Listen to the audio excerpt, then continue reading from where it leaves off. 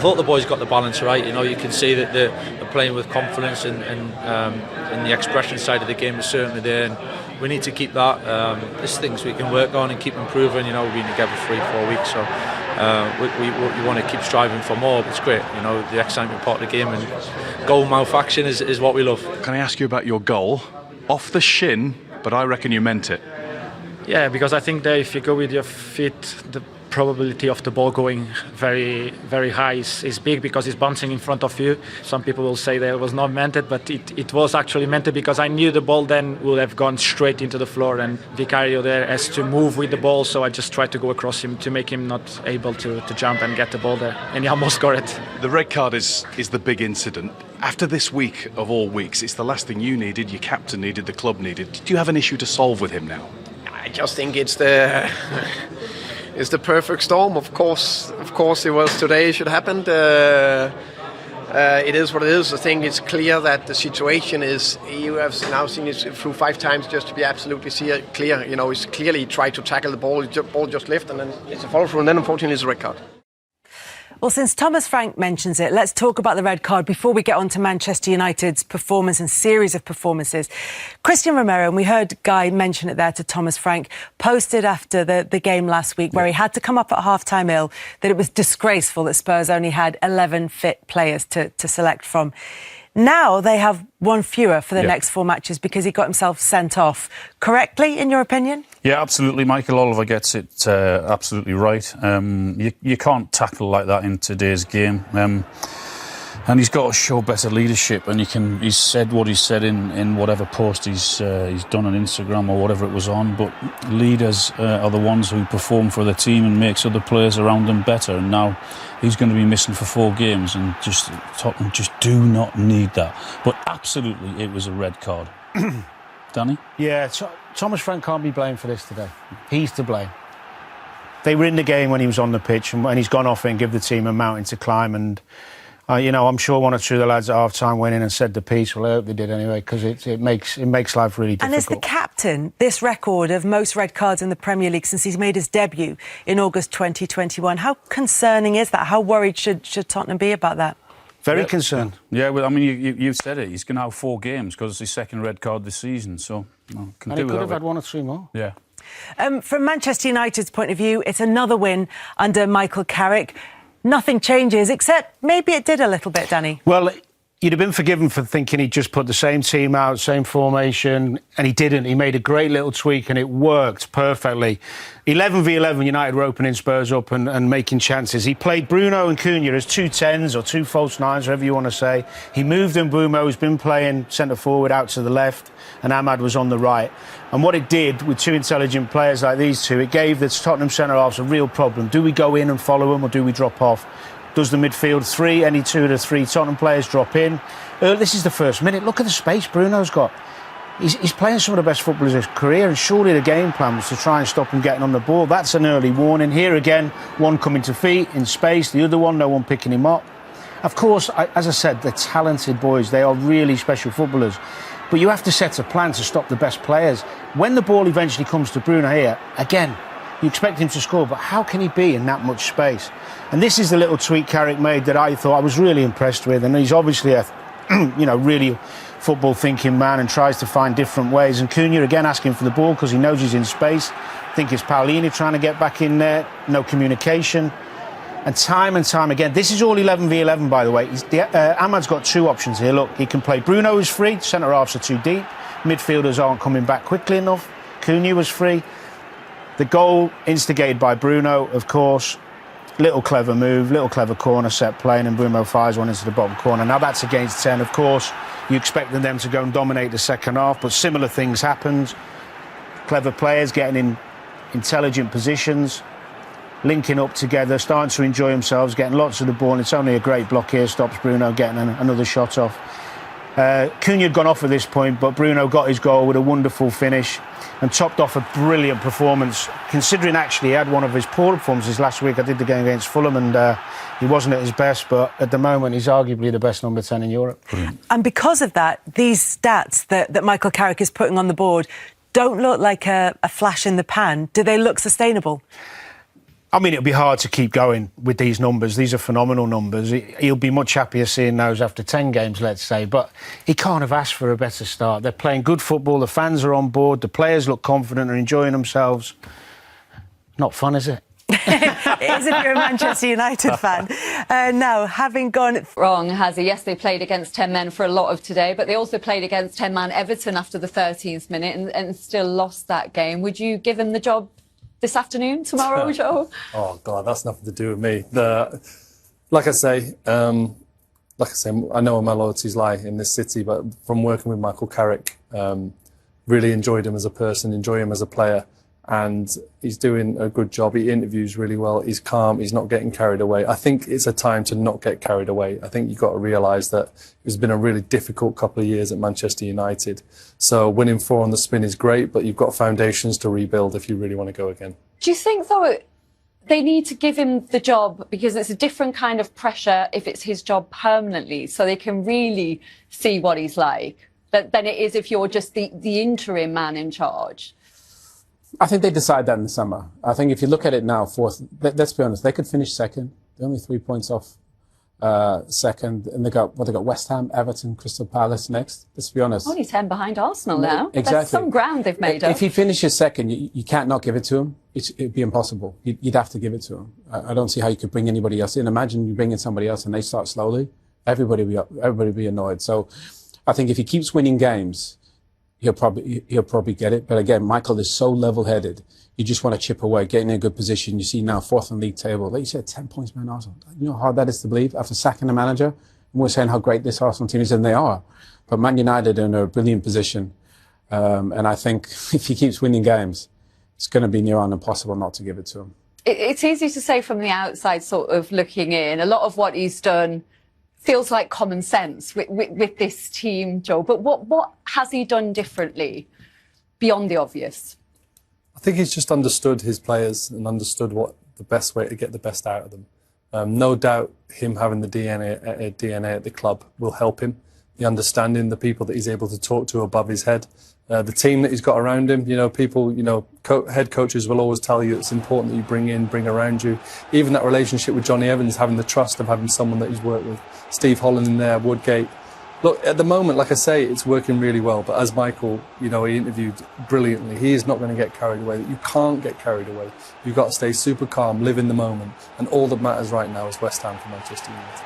As an ex-player, what does that DNA that Joe mentioned mean to you? And are you seeing it, do you think, with the football they're playing under Michael Carrick?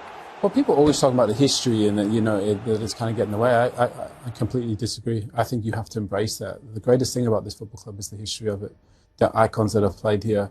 And that's why it's such a privilege to represent this football club. When I used to sit on the pitch, I used to think of those greats that played here before in midfield and used to think, they'll be watching this game. And you have to try and emulate that level. And some people are up to it and some people aren't. That's not a criticism, but it's a fact. And when you get out in the pitch, you see it. And Michael knows what it's to be one of those players. He's not going to shout and yell at somebody or put somebody down or criticize them. He's going to say, come on, trust in yourself, believe. Put people in a position. You look at Kobe. How did Kobe not play for a year? And he's got Casemiro and Bruno in and around him. That midfield three.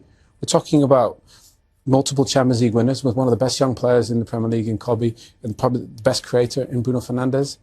And a month ago, we said that was their biggest weakness, the midfield. It's a strength. And I just think everybody's in the position where they're flourishing.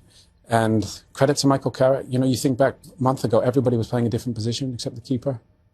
Now everybody's in a position where they can flourish. And that's credit to the manager. And the players are showing why they're good players, why they're here, and they're showcasing it.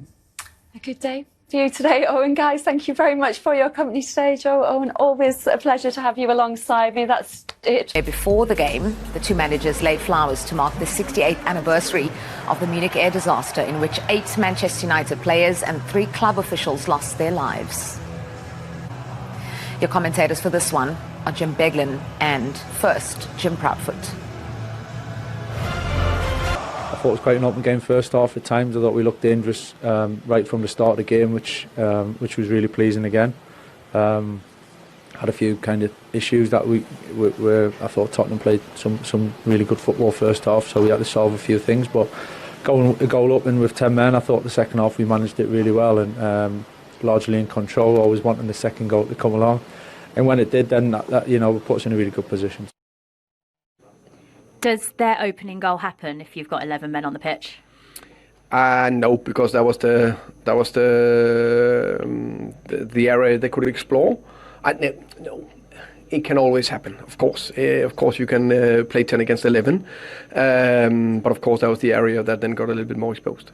Romero's obviously been in the headlines this week. You said that the social media matter was dealt with internally, but a red card now today. Do you feel like you've got a player in that dressing room that feels he's let his teammates down? Yeah, Christian, I think first and foremost, I think there's no intention to do the follow through and make a red. So I think he clearly goes for the ball. Unfortunately, the way the rules is, it's then impacted the game. Did you agree? I think it certainly impacted the game, because when you have to play 60 plus minutes with a player less, of course that's going to take its toll away from home against a team that, yes, have had their own problems, but right now are in good form, in a good position at the table. So yeah, it did impact the game, and I think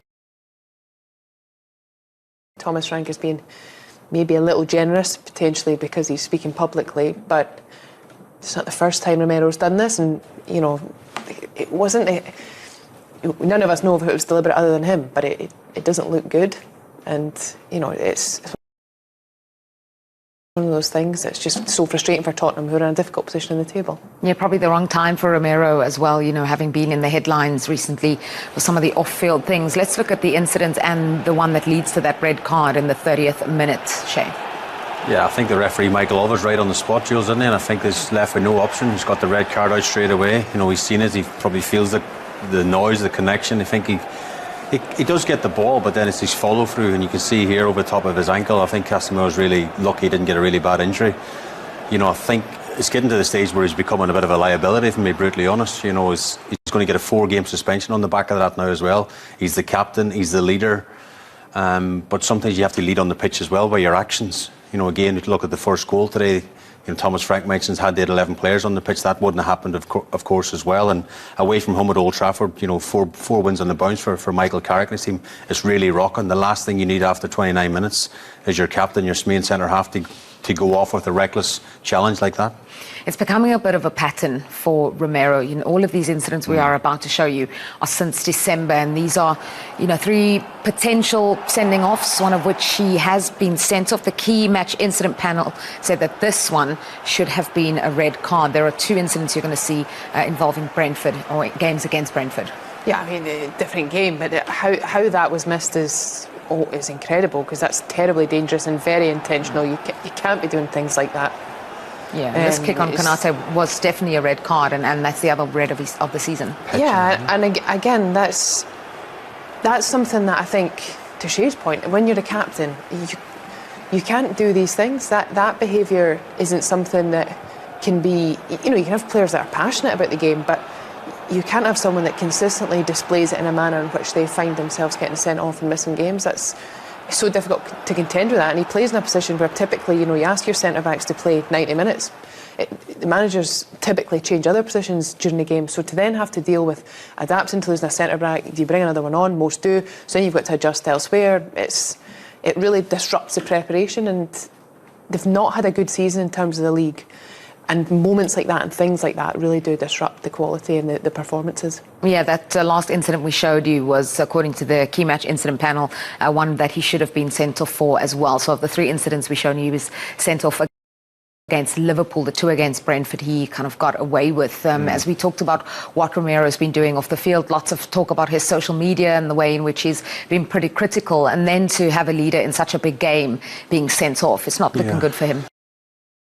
It's not been a good week, has it? Because he started the week by criticising the powers that be at Tottenham Hotspur. Can't afford Thomas Frank the next time he's available for selection. Well, can I trust him? Can I pick him? Because we can't go away in the Premier League. Any game in the Premier League away from home is tough. To lose a player by stupidness or whatever you want to call it is not good enough.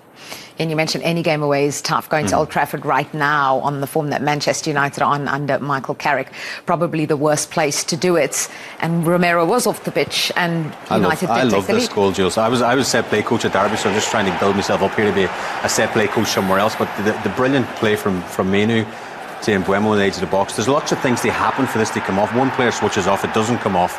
But what they do have, they've got a player extra at this point as well. But the layoff, from Bruno's pass into him, from Menu, look at the celebration, and Mbuemo just strokes it into the corner. When I say, I think Michael Carrick turned around to Johnny Evans, who's the set play coach now, actually at Man United, so happy when that comes off. Yeah, he did say post-match that he had been talking about a post-match that obviously this is something that they worked on the training ground, and this is the one that made it 2-0, Rachel. Yeah, it's a brilliant finish because it's slightly difficult in the fact that it's come past bodies and it just bounces in front of Bruno Fernandes. But he does really well to just, it comes off sort of his shin in the end, but he does sort of stun the ball the way he tries to attack it, to just punch it back the way it comes from, and it goes into that bottom corner. And those are the moments I think for United earlier on, when they would take the lead, they wouldn't go and get that second goal. And when you get that, there's something about the feeling just now at the moment there, I think, where it feels like there's some momentum and there's some good coming to the club that's been long awaited for. 4 wins in a row for Manchester United. I think that guy who's waiting to cut his hair, it might be the barber's getting ready. Yeah, I think he might be booking it in. So victory.